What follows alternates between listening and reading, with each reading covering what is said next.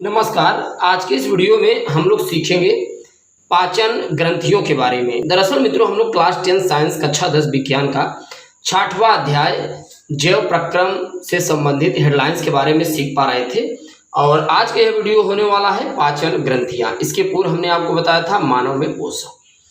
मित्रों, यदि आप हमारे चैनल पर नए हैं तो आप हमारे चैनल को सब्सक्राइब कर सकते हैं। यहाँ पर आप देख पा रहे पाचन ग्रंथियां है क्या। आहार नाल से संबंधित पाचक ग्रंथियां निम्नलिखित है। मित्रों, जो हम लोग भोजन करते हैं, भोजन के बाद जो भोज्य पदार्थ होते हैं, जब स्टमक आपके आमाशय पेट में जाते हैं तब इनके पाचन की क्रिया शुरू हो।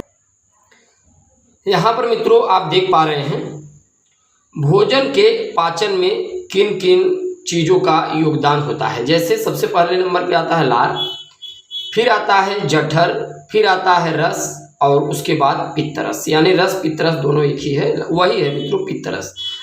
अग्नाशयिक रस एवं आंतरिक रस जो हमारे आंत में उत्पन्न होते हैं, प्रयुक्त होते हैं, जो भोजन के पचाने का कार्य करते हैं। मित्रों, ये जो अभी हमने आपको बताया लार, जठर रस, पित्तरस, अग्नाशयिक रस और आंतरिक रस, इनका मित्रों भोजन के पाचन में बहुत बड़ा योगदान होता है। अब यहाँ पर देखिए इसके निम्नलिखित भाग हैं, तो यही सब है यहाँ पर। जैसे सबसे नंबर पे आता है लार ग्रंथियाँ।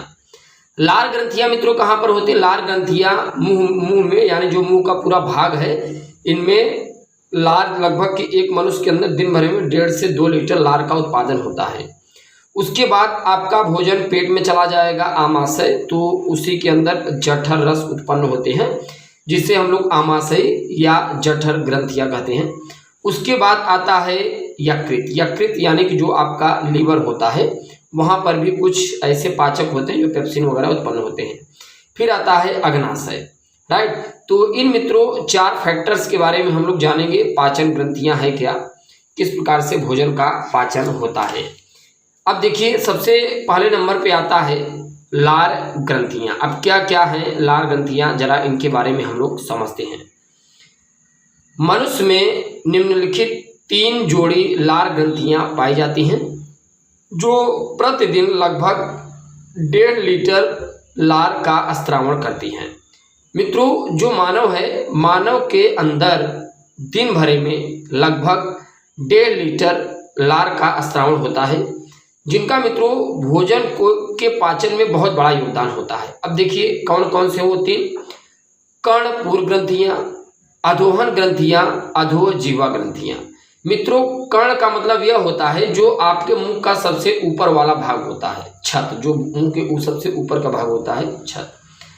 अधोहन ग्रंथियां, अधोहन का मतलब है मित्रों जो आपके जैसे मुंह है, मुंह के अंदर आप देखते होंगे एक लेफ्ट साइड होता है, राइट साइड। तो लेफ्ट राइट दोनों जो भाग होते हैं वो सब अधोहन ग्रंथियों के अंतर्गत आते हैं। अधोहन ग्रंथियों का मतलब यह होता है मित्रों कि जो आपका जैसे गलुआ होता है, गाल जो होता है, लेफ्ट राइट का जो भाग होता है वो है अधोहन ग्रंथियां। फिर होता है अधोजिह्वा ग्रंथियां, राइट। ये सब चीजें हैं। अब यहाँ पर आप ध्यान दीजिए। अब ये मित्रों आप समझ गए होंगे जो लार ग्रंथियां हैं इनका भोजन के पाचन में बहुत बड़ा योगदान होता है। तो ये 3 चीजें फैक्टर होती है। अभी हमने आपको बताया लगभग 1.5 लीटर लार का स्त्रावण करते हैं आपके भोजन के पाचन में, राइट। किसी भी मनुष्य के अंदर लगभग 1.5 लीटर ये स्त्रावण करती हैं, बिना इनके भोजन पचेगा ही नहीं। अगर आप मित्रों समझ सके तो एक चीज ध्यान रखना, अगर आपके अंदर लार का स्त्रावण न हो, लार हो ही न, तो एक बार जो आप भोजन ग्रहण करते हो उसे पचाने में मित्रों 50 वर्ष लग सकते हैं। बात समझ में आ रही है? इसके बाद देखिए क्या आता है, इसके बाद आता है आमाशय या जठर ग्रंथियां। अब जरा हम लोग समझते हैं आमाशय या जठर ग्रंथि है क्या। आमाशय की भित्ति में उपस्थित जठर ग्रंथियों द्वारा, जरा समझिए, आमाशय का मतलब होता है मित्रों जो आपका स्टमक है, पेट, उसे हम लोग आमाशय कहते हैं। तो आमाशय की भित्ति में उपस्थित जठर ग्रंथियों द्वारा जठर रस का स्त्रावण होता है। देखिए जठर ग्रंथियों द्वारा किसका स्त्रावण होता है? जठर रस का स्त्रावण होता है। जठर रस में 97 से 99% जल, जो आपका जठर रस होता है उसमें 97 से 99% क्या होता है? जल होता है, वाटर। फिर देखिए क्या है, 92 से 0.5% हाइड्रोक्लोरिक अम्ल होता है। मित्रों, जो आप भोजन ग्रहण करते हैं, जब वो आपके पेट में जाता है भोजन, तो भोजन आपका छोटे छोटे टुकड़ों में टूटता है। फिर वो बड़ी आंत छोटी आंत में जाएगा, तो उन्हीं सब स्थानों पे भोजन का आप धीरे धीरे पाचन होगा आपके। अब भोजन जो आपके स्टमक में जाता है, पेट में जाता है, तो उन्हें छोटे छोटे टुकड़ों में यही हाइड्रोक्लोरिक अम्ल ही तोड़ता है। इनका मित्रों काम है भोजन को छोटे छोटे टुकड़ों में काट कर आमाशय में भेज देना।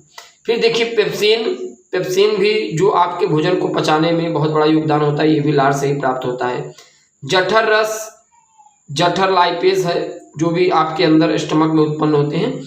रेनिन आदि एंजाइम श्लेष्म के साथ पाए जाते हैं, जिनका पीएच मान 2 से 3.5 होने के कारण अम्लीय होता है। मित्रों, जो आपका स्टमक है उनमें अम्लीयता बहुत अधिक होती है, तभी तो मित्रों आपका जो भोजन है छोटे छोटे टुकड़ों में टूटकर आमाशय में जाएगा, पचेगा। आमाशय नहीं, आपके बड़ी आंत या छोटी आंत में जाएगा, वहां पर पाचन होगा। इसके बाद मित्रों आता है यकृत। यकृत देखिए क्या है, जरा इस चीज को हम लोग समझते हैं। यकृत यानी होता है लीवर। यह मानव शरीर की सबसे बड़ी ग्रंथि या अंग है, राइट। इसका भार लगभग 1500 ग्राम होता है। 1500 ग्राम का मतलब यह होता है मित्रों लगभग 1.5 किलोग्राम, राइट। यह उदर गुहा में डायफ्राम के तथा आमाशय के ऊपर स्थित होता है। जो मित्रों उदर गुहा होता है उसमें डायफ्राम और आमाशय के ऊपर, जो आमाशय आपका होता है, जो आपका पेट होता है, देखिए ये जो है ना, ये आपका यकृत है। यकृत आपका राइट साइड में होता है। राइट साइड में आप जैसे खड़े होंगे, आपके हाथ के राइट साइड में यकृत आपका उपस्थित होता है, और लेफ्ट साइड में आपका स्टमक होता है। यानी कि 80% भाग जो आपका स्टमक होता है, ये आमाशय ने, ये लेफ्ट साइड में उपस्थित होता है। वैसे 80 से 90% ये जो आपका यकृत है, ये राइट साइड में उपस्थित होता है। अब जरा यहाँ पर ध्यान दीजिए, उदर गुहा यानी कि जो आपकी बड़ी आंत छोटी आंत होती है, उदर गुहा में डायफ्राम के तथा आमाशय के ऊपर, आमाशय यानी जो आपका पेट होता है उसके ऊपर स्थित होता है। मानव की यकृत 3 पालियों में बटी होती है। मित्रों, जो मानव का यकृत होता है, जो लीवर होता है, ये कितने लगभग 3 पालियों में बटा होता है। इसमें 3 भाग होते हैं, राइट। अब मित्रों देखिए, हालांकि आपके एनसीईआरटी में क्लास 10th के जैव प्रक्रम में इसके बारे में बहुत ज़्यादा वर्णन नहीं किया है, 3 भाग कौन कौन से होते हैं। लेकिन हाँ, आपको एनसीईआरटी के अगर अरिहंत वगैरह उसमें पढ़ेंगे तो आपको कहीं ना कहीं मिलेगा।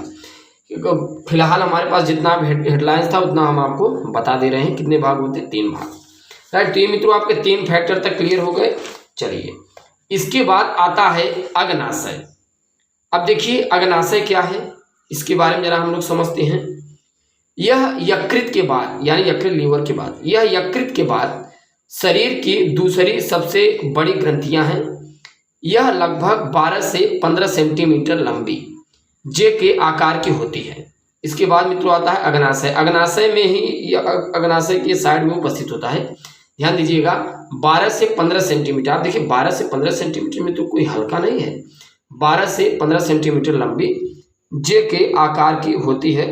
यह उदर गुहा में आमाशय के शेषांत के बीच उपस्थित होता है, राइट। अब यहाँ पर आप देख पा रहे हैं, एक जो सामान्य व्यक्ति होता है, सामान्य व्यक्ति में जो अग्नाशय होता है, इसका जो भार होता है मित्रों 60 से 90 ग्राम होता है। कितना? 16 to 90 ग्राम होता है अग्नाशय का जो भार होता है।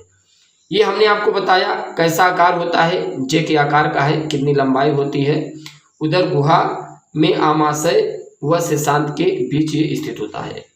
इसके बाद देखिए मित्रों आता है, इसके बाद आता है आंत। आंत का भी भोजन के पाचन में बहुत बड़ा योगदान होता है। ये भी एक पाचन ग्रंथि है। तो इसकी देखिए, इसका नाम ही है आंतरिक ग्रंथियां। आंत यानी आंतरिक ग्रंथियां। छोटी आंत की श्लेष्म कला में कई प्रकार की ग्रंथियां उपस्थित होती हैं। मित्रों, सबसे पहले छोटी आंत होती है, फिर छोटी आंत में बड़ी आंत जुड़ी होती है। दरअसल एक चीज ध्यान रखना, छोटी आंत की लंबाई सबसे बड़ी होती है। छोटी आंत जो है यहाँ आप देख पा रहे हैं पतली होती है, सबसे बड़ी होती है। और जो बड़ी आंत होती है ना मित्रों, वो छोटी होती है लेकिन मोटी होती है। वो छोटी होती है लेकिन उसका जो फैलाव होता है वो ज़्यादा होता है। छोटी आंत की श्लेष्म कला में कई प्रकार की ग्रंथियां उपस्थित होती हैं। इन ग्रंथियों में स्त्रावित रस के मिश्रण को आंतरिक रस या सकस एंटेरिकस रस कहते हैं। ये ग्रंथियां लीवर खून की दरारों में स्थित होती हैं। इनके रस में प्रमुख रूप से श्लेष्म तथा कई प्रकार के पाचक एंजाइम आदि उपस्थित होते हैं। राइट, तो मित्रों ये आप समझ पाए आंतरिक ग्रंथियां क्या है। चलिए मित्रों, इसके बाद हम लोग नेक्स्ट वीडियो लेक्चर में मुलाकात करने की कोशिश करते हैं। Thanks for watching, thanks a lot, धन्यवाद।